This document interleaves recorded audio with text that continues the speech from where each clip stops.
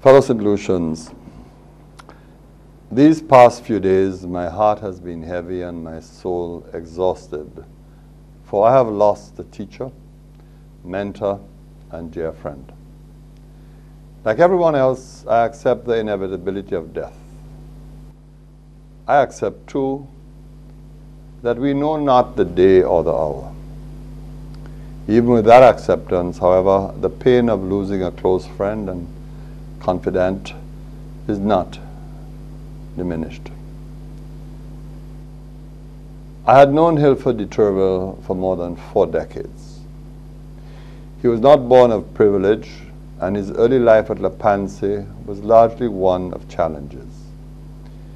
It was perhaps the daily struggles he faced which would eventually shape him into becoming the champion of the working and dispossessed class that he was. I first encountered him when he taught me mathematics at the Vieux-Fort Comprehensive Secondary School.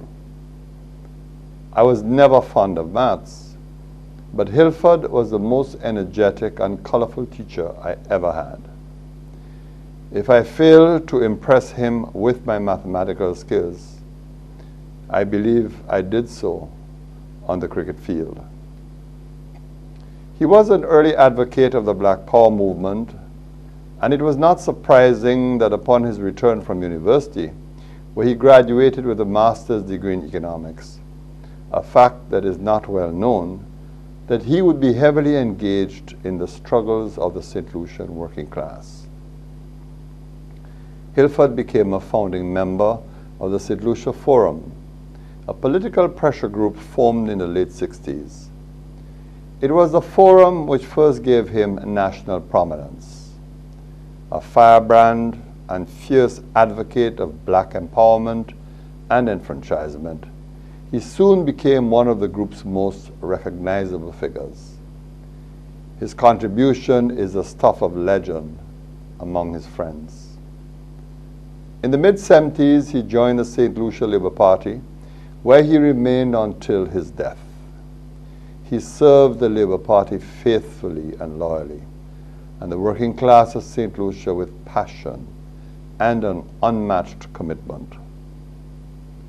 After his Forum days, he changed professional direction and studied law at UWI and then at the Hugh Wooding School of Law. He was among the first batch of graduates of that institution. Upon his return to Saint Lucia, he opened the law firm of Deterville and Associates. There at his feet, I learned my first lessons in legal practice. By the late 70s, Hilford's legal prowess had earned him widespread respect, recognition, and acclaim. He would go on to become president of the Seamen Waterfront and General Workers Union. His tenure was distinguished by the many benefits brought to the stevedores he represented. That done, Hilford set his sights on the presidency of the Bar Association and was successful at his first outing. He would later serve as a member of the Electoral Commission. Upon my appointment to the post of Prime Minister in May 1997, I asked Hilford to serve as President of the Senate. Even though this would have taken him away from his by now thriving law practice, in return for which there would be very little remuneration, Hilford did not hesitate to accept. For him, it was always country first. He served with distinction for almost 10 years until December 2006. Hilford was a superb and brilliant lawyer. He had an incredible passion for detail. He understood the value of perfection and its beauty. In time, he was elevated to the rank of Queen's Counsel. Though his career had many highlights, one which especially stands out relates to the dismissal of a public servant by then Prime Minister John Compton. The case involved Emma Hippolyte, who, as Director of Audit, had pointed out to the Prime Minister several areas of concerns as they related to the country's fiscal management. Prime Minister Compton was unimpressed with Ms. Hippolyte's frank disclosures, and the government terminated her services. Hilford Deterville sued the state on Ms. Hippolyte's behalf and eventually won a judgment ordering the government to immediately reinstate her. That case was precedential in the OECS and has since been cited on numerous occasions, even within the wider Commonwealth. In all the time I have known Hilford, I have only seen him truly sad once. The occasion was when he lost his beloved mother a few years ago. She was his everything. He would never tire of recalling his youthful days when his mother would be up before everyone else in the household so that she could go sell her produce at the Castries market. It was primarily through her efforts that Hilford was able to pay his way through school, including university. It has long been suggested, though he never admitted, that he chose the location of his law office primarily to remain within walking distance of his mother's house, the house where he grew up. Such was his love for and devotion to his mother.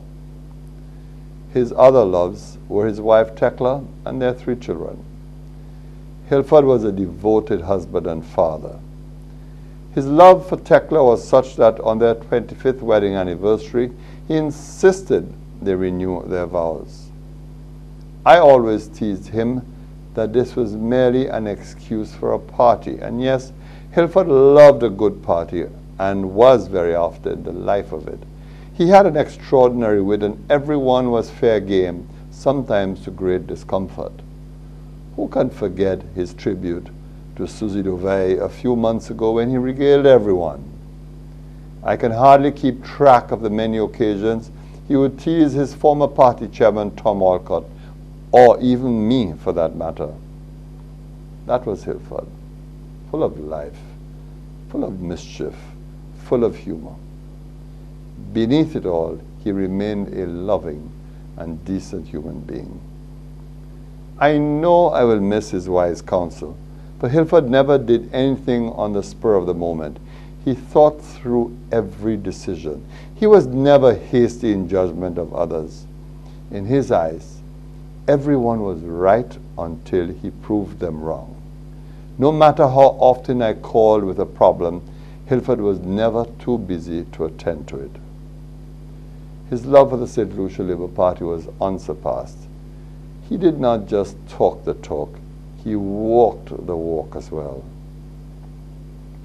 On election night in 2011, when the preliminary results were being tallied, it became clear that Grosley and Barbonneau's seats would be cliffhangers. Where others were losing their heads, Hilford was as cool as the proverbial cucumber. All night long on election night, during the preliminary count, and all day over the next 3 days during the official count, Hilford transited between the 2 locations.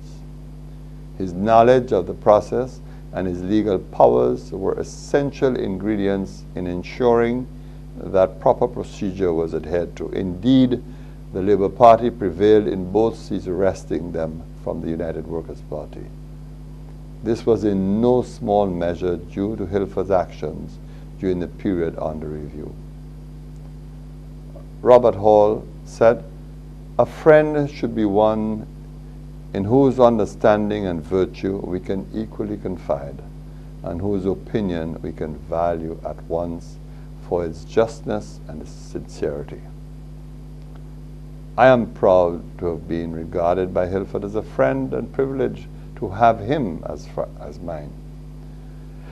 Not once when I sought his counsel would he tell me what I wanted to hear rather than what was required. He always spoke truthfully and openly to me. He would never give me advice that he would not himself have followed.